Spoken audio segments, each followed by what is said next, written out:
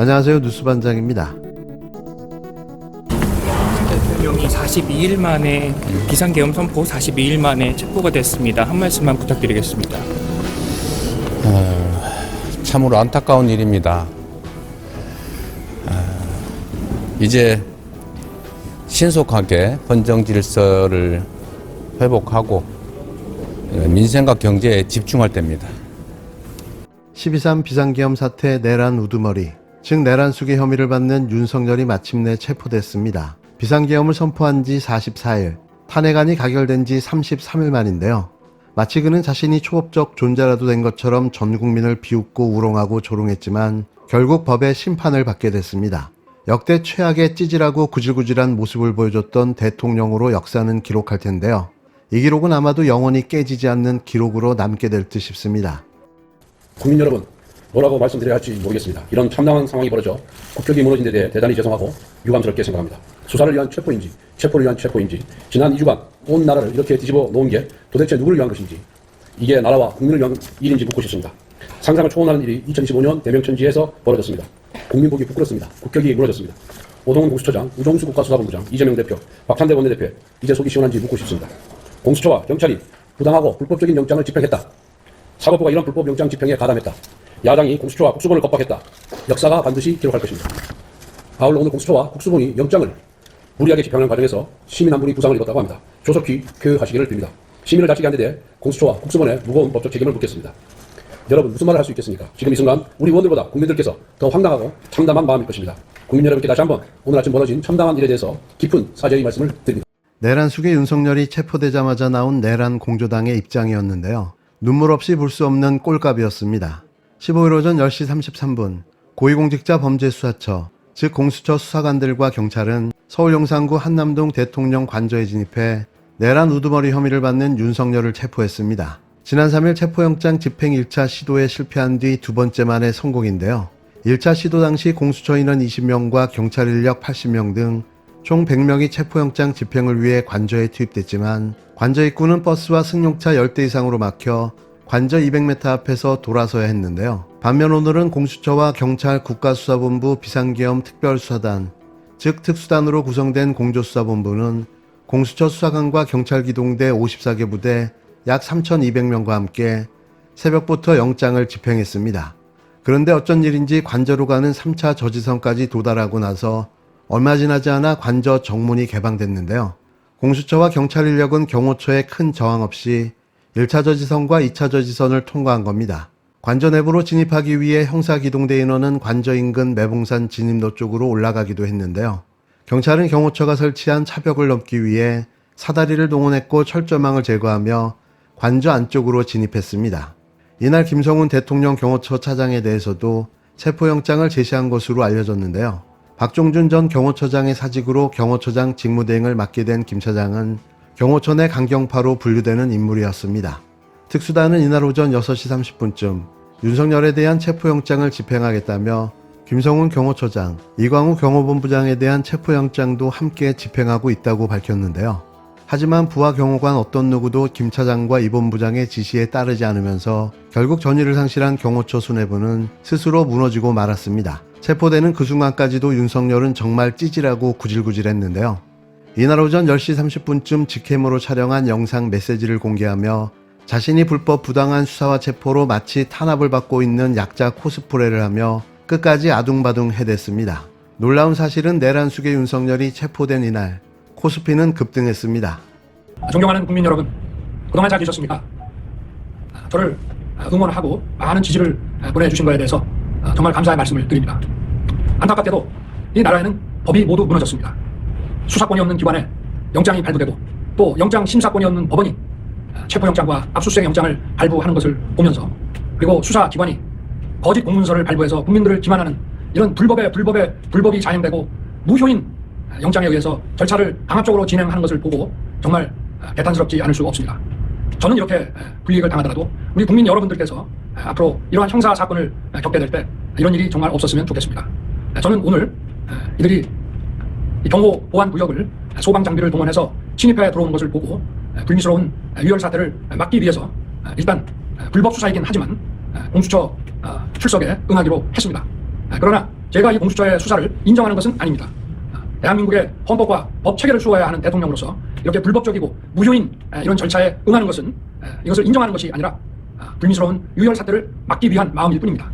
국민 여러분께서 그동안 특히 우리 청년들이 자유민주주의의 소중함을 정말 재인식하게 되고 여기에 대한 열정을 보여주시는 것을 보고 저는 지금은 법이 무너지고 칠흑같이 어두운 시절이지만 이 나라의 미래는 희망적이라는 생각을 갖게 됐습니다.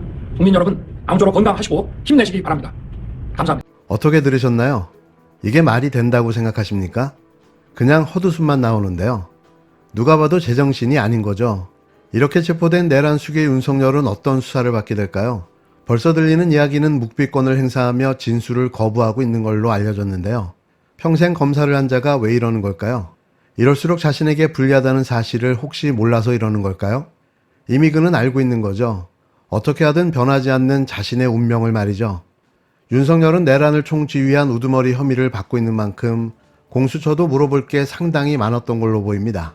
공수처는 총 200여 쪽이 넘는 질문지를 준비하는 등 만반의 준비를 해왔는데요. 윤석열이 정치인 체포를 지시했다는 진술은 한둘이 아닙니다. 국회에 들어가려는 국회의원들 다 체포해 총을 쏴서라도 문을 부수고 들어가서 끌어내라며 몰아붙였다는 건데요. 체포조도 실제로 운영된 사실도 확인됐습니다. 공수처는 윤석열이 체포 명단을 직접 선정했는지도 확인할 방침인데요. 이재명, 우원식, 한동훈 이 3명부터 잡아라라고 한 김용현 당시 국방부 장관 윗선이 윤석열인지 규명해야 한다는 겁니다. 윤석열이 제2의, 제3의 비상계엄을 구상했는지도 조사의 초점인데요.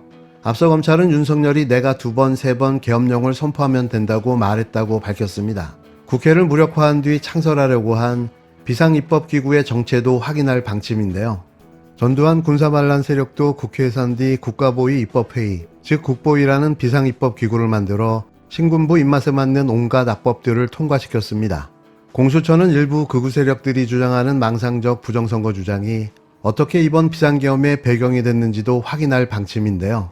역술인으로 활동했던 민간인 노상원 전 정보사령관이 어떻게 선관위 직원 체포와 서버 탈취 계획을 주도했는지, 윤석열과 어떤 관계인지도 규명해야 합니다. 공수처는 내란 사태의 기원을 밝히는 데에도 주력하고 있는데요. 검찰은 윤석열이 적어도 작년 3월 말부터 김용현 전 장관 등과 계엄을 모의했다고 보고 있습니다. 윤석열이 이때부터 비상대권, 비상조치 같은 말을 쏟아내다 위헌적이고 위법한 비상계엄을 선포했다는 건데요. 극우 성향 유튜브들도 그쯤 비상대권을 언급하기 시작했습니다. 역대 대통령 중 첫 출석 때 가장 오래 조사받은 건 박근혜 전 대통령이었는데요. 지난 2017년 박 전 대통령은 오전 9시 반쯤 출석해 다음날 오전 7시까지 21시간 반 동안 조사받았습니다. 당시 검찰은 200쪽 분량의 질문지를 준비한 것으로 알려졌는데요. 내란 수괴 윤석열도 마라톤 조사가 불가피하다는 전방이 나오고 있습니다. 하지만 진술 거부로 일관하고 있는 윤석열, 내란죄 법정 최고형인 사형을 면할 수는 없어 보이는데요. 오늘이 그에게는 밖에서 숨을 쉬는 마지막 날이었던 겁니다.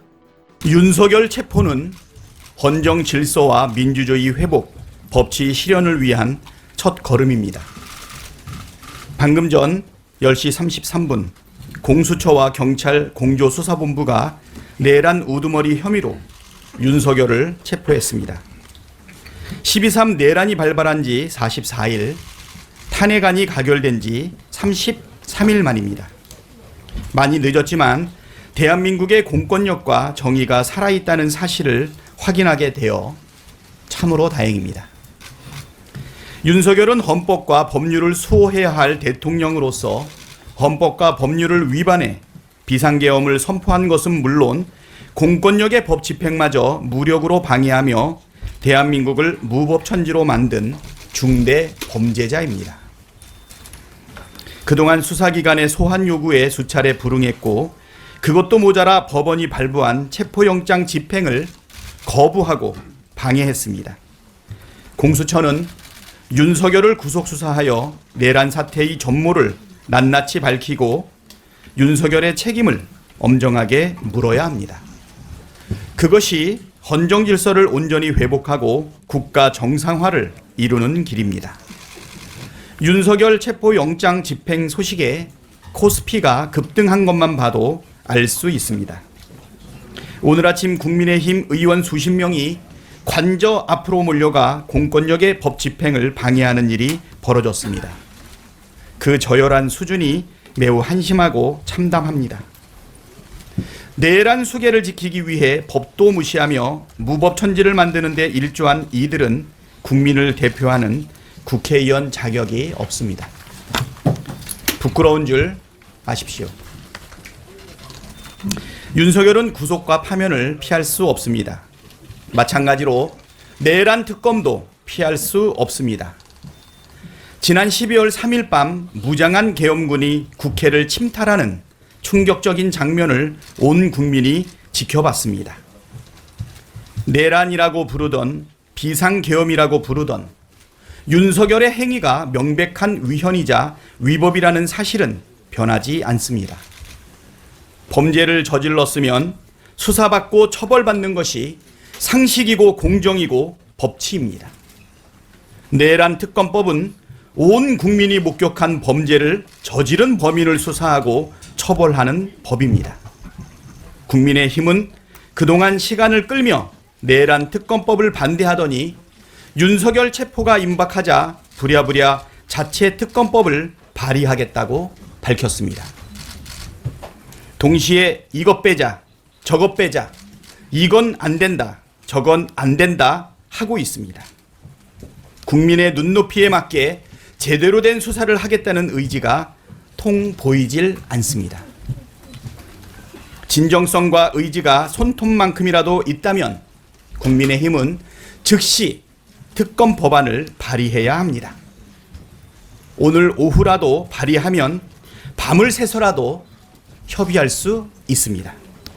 그러나 민주당은 특검법 처리를 미룰 생각이 추호도 없다는 점을 분명하게 밝힙니다.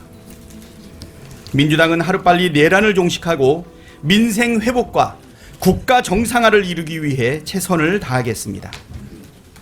국민의 힘도 사사건건 딴주 걸지 마시고 적극 협조하기를 촉구합니다. 국민이 지켜보고 있습니다.